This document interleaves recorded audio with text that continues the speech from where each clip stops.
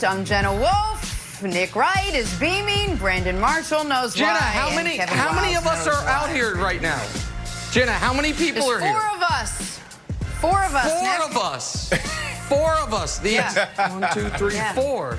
Might be the theme of the day, Jenna Wolf. Five. All morning. What happened to the all week? All week, Wilds. All morning, all week. All week. Might be all right. month. Well, congratulations. Yeah. You're going to celebrate a whole week? Oh, I It's mean, gonna maybe be all maddening, year. Brandon, trust 2020 has sucked, man, so you got to take the wins where you can find them.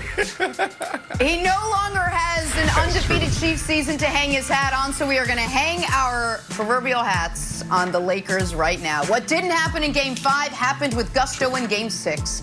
After 3 months in the bubble, the Lakers are the last team standing thanks to LeBron James. LeBron once again set the tone early last night. Lakers used a monster first half to pull away from the Heat. They never were in this one, Miami. Lakers take home the title. That is number 17. LeBron takes home Finals MVP. That is number 4 for him. Here is a very relieved LeBron James. It don't matter where it is. If you win a championship, a bubble, Miami, Golden State, it doesn't matter. When you get to this point,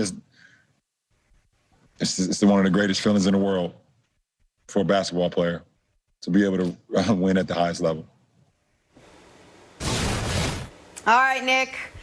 I'm just going to give us your reaction. What was your reaction to LeBron and the Lakers winning what you knew they were going to win late last night?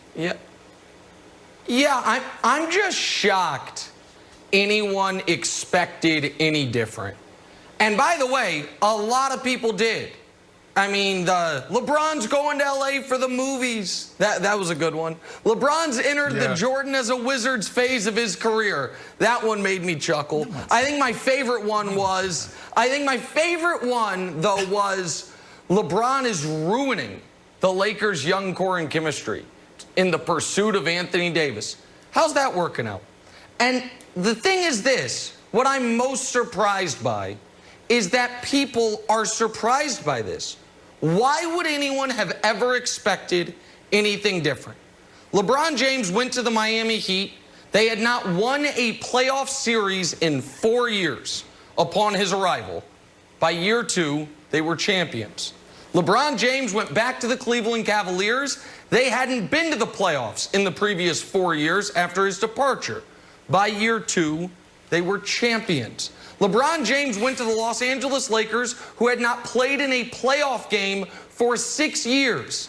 And by year 2, they were champions. This is what LeBron James does.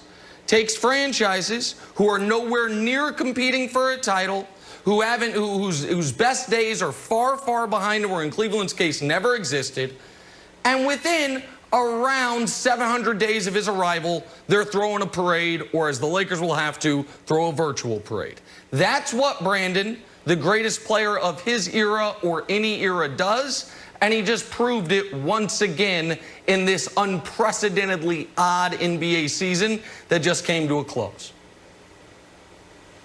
Well, I mean, let's take it a step farther. It's not just an odd NBA season. It's a odd year. It's a terrible year for everyone in the world. And that's the first thing I thought about when I saw that confetti drop. I thought about, a year ago, them going after AD. And you got to remember, he wanted AD his first year in LA. It just didn't work out. Yep. So the anxiety and the toil around getting AD was a lot. And then you go to, this the beginning of this year, them being in the middle of racial tension, not racial tension, but social injustice in China. The Lakers was in the middle of that. Kobe passes away. That rocked not only the NBA to the core, but the LA Lakers to its core. So you got to think about how this entire year played out. Ahmaud Arbery, Breonna Taylor, George Floyd, racial tension soaring. Then there's a restart. There's a reboot. Who's going to play? Who's not going to play? Should the players go back to the NBA season? Like the amount of pressure on these guys going into the bubble, it was unbelievable. So that's the first thing I thought about when I saw that confetti coming down, was how they were able to manage, how they were able to lead and do this in the middle of all of this stuff going on in 2020 and going back to the end of 2019. There was a lot of teams that wasn't prepared for this moment. There was 3 teams that was ready. The Celtics, that was the Heat, and that was the Lakers. And that's a testament to everyone in that organization, because a lot of people broke. There was people on that team, Dwight Howard, who was struggling, didn't want to come back to the bubble. I mean, didn't want to go to the bubble, who talked openly about how hard it was. So this is a tremendous feat. Hats off to the Lakers. Hats off to the Miami Heat. I mean, we didn't get a chance to talk about this because we didn't have a show this weekend. But come on, man, Game 5. Think about Jimmy Butler. Man, that was a great display of basketball. That was a thriller. I just want to say thank you to the Miami Heat and the Lakers for giving us something good in 2020. Yep. I mean, I thought 98% of that was excellent, Brandon. The hats off to the Heat. I mean, they played terrible. Well, I'm not going to sit here and say like the Heat were that was not an interesting game. They won their championship in Game 5. Okay, sure. Man, that was just like I felt a little disappointed the way that they came out last. Yeah, they were. No, Did they play terribly, or were they overmatched? They were they were overmatched. It's fine, but they didn't. They just that last game was just kind of brutal. It was good defense by the Lakers. Nick, I want to bring up LeBron's post-game comments. He started talking about respect. Pelinka wanted his respect. Vogel needs his respect, and he needed his respect. Yeah. I thought it was very interesting. And every time he wins a championship, he says something interesting. He had, Cleveland, this is for you. But then remember his Heat championships, when his kid from Akron speech, when he said, I can't worry about what everyone else says about me. This seemed to be the polar opposite of that. What was your takeaway on him demanding respect after the championship? Well, the takeaway was, listen, LeBron sees and hears everything, and especially this year because he's not in the zero dark 23 mode or whatever he used to call it.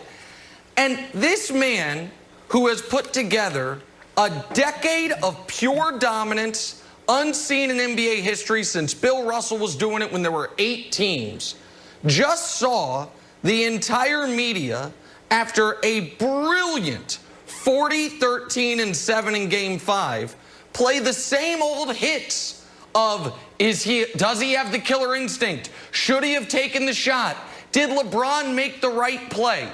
Spoiler alert, folks out there, to my friends Jay Williams and others, if LeBron made it, it's the right play.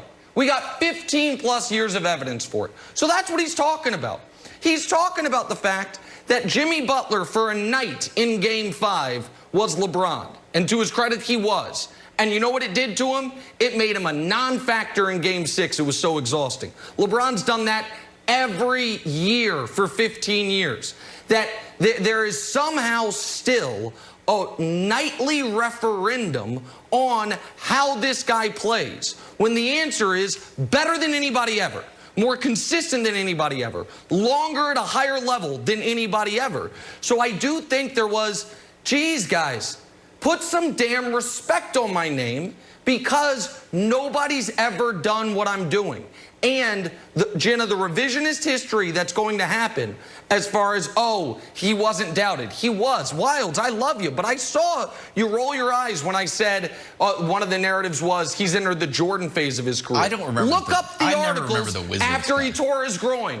Look up the articles after he tore his groin, when he came back and said, I'm activating playoff mode, and they didn't get it into gear. Read it. Read the articles, or maybe talk to some of your friends you used to do television with, because some of them said it. So, like, that was all there, Jenna. And LeBron's just reminding America, the one thing you've been able to count on this last decade is LeBron James is going to play in the last NBA game of the season, and he's going to remind everyone who the best player alive is. All right, well, the Lakers take a 28-point halftime lead last night, on their way to a franchise-tying 17th NBA title. Nick Wright is very happy about that. We have so much more to discuss about this game and this series. We got to take a turn, though.